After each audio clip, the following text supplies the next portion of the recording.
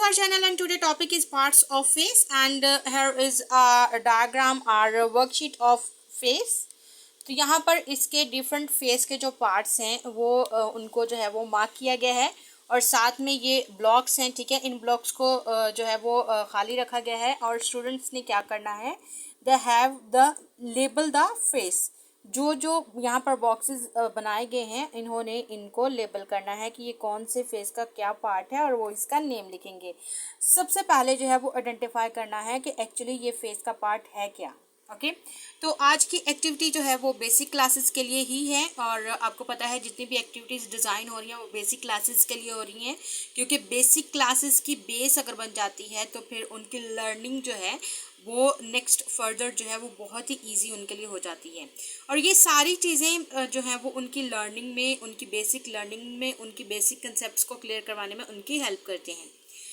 Okay जी, start करते हैं आज का लेक्चर। और अगर आपने हमारे चैनल को अभी तक सब्सक्राइब नहीं किया तो हमारे चैनल को सब्सक्राइब करें ताकि हमारी बनने वाली हर वीडियो का नोटिफिकेशन आपको मिलता रहे और हम और आप मिलकर अपने बच्चों की लर्निंग को आसान बनाते रहें। और आपको पता है कि हमारे चैनल का मोटिव ही यही है कि इस डिफ़िकल्ट एजुकेशनल एरा में अपने स्टूडेंट्स की हेल्प करना, टीचर्स की हेल्प करना और पेरेंट्स की ऑल्सो हेल्प करना कि वो क्या करें, अपने बच्चों को पढ़ाते हुए कुछ इस तरह की टेक्निक्स यूज़ करें, इस तरह के मेथड, इस तरह के वे यूज़ करें कि आपके स्टूडेंट स्मार्टली वर्क करना सीखें। ना कि हम हार्ड वर्क के ऊपर जो है अपने स्टूडेंट को ज़्यादा फोर्स करते हैं, do hard work, do hard work, do hard work, लेकिन डू हार्ड वर्क के साथ साथ उनको स्मार्टली चीज़ों को हैंडल करना भी सिखाना है। और ये तब होगा जब हम उनके साथ जो है वो अच्छे तरीके से कोई टेक्निक्स इस तरह की शेयर करते हैं जो कि वाकई में दिखने में हमारे लिए भी स्मार्ट होती है और उनके लिए भी स्मार्ट हो। अब यहाँ पे पार्ट्स ऑफ फेस, इस वर्कशीट का क्या फ़ायदा होगा? इस वर्कशीट का ये फ़ायदा होगा कि एक तो स्टूडेंट्स की जो है वो रिकग्निशन स्किल यानी वो आइडेंटिफाई कर लेते हैं अगर कि ये उनके फेस का कौन सा पार्ट है, ये उनकी रिकग्निशन स्किल जो है वो इम्प्रूव होती है, ठीक है।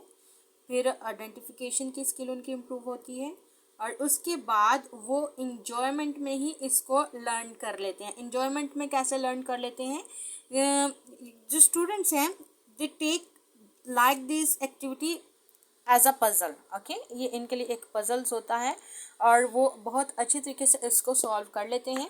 चलें स्टार्ट करते हैं। सबसे पहले जो है वो स्टूडेंट के लिए आइडेंटिफाई करना, ये यहाँ पर मार्क्ड है। ओके, अब ये चीज़ कंफ्यूज करती है, बच्चे इसको पूरे को हेड भी बोल देते हैं। अब देखिए बीच में हेयर भी हैं, लेकिन हमने स्टूडेंट को क्या बताना है, ये पूरा जो हमारा ऊपर वाला हिस्सा होता है सर का, इसको हम ऐड करते हैं, लेकिन यहाँ पे ये किसी और जगह पे मार्क हुआ है। इट्स मीन ये हमारे सामने पेशानी पे, माथे पे जो है वो मार्क हुआ है, तो इट्स मीन इट्स फोरहेड।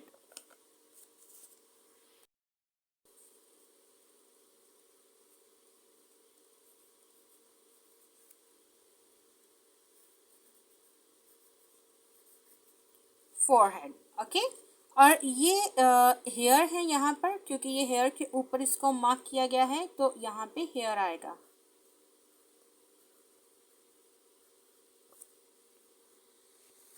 आगे नेक्स्ट है ईयर, ये यहाँ पर ईयर है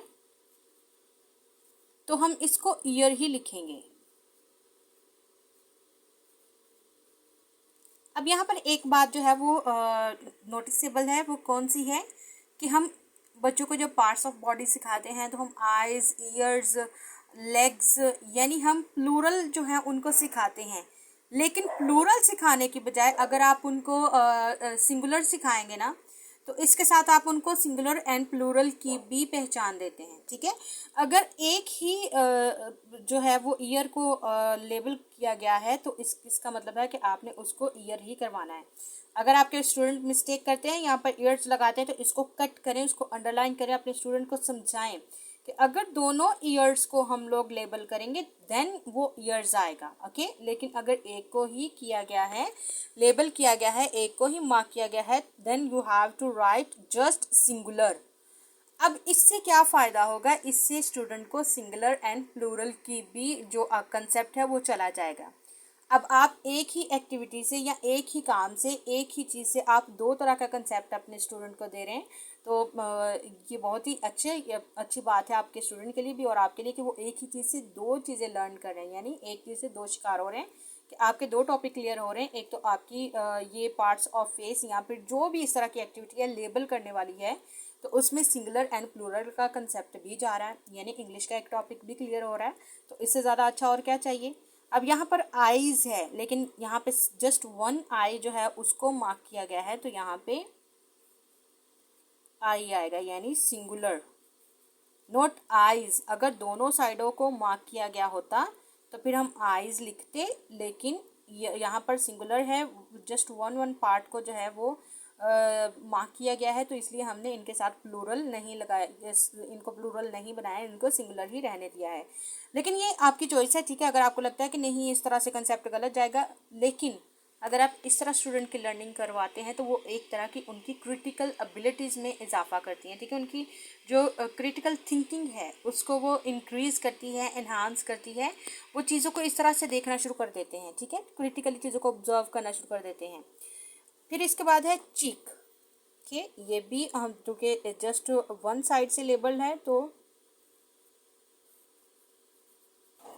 हम इसको प्लूरल नहीं बनाएंगे, जस्ट सिंगुलर ही लिखेंगे। नोज, एक ही नोज होता है, वो तो हमें पता है, ओके। और फिर इसके बाद लिप,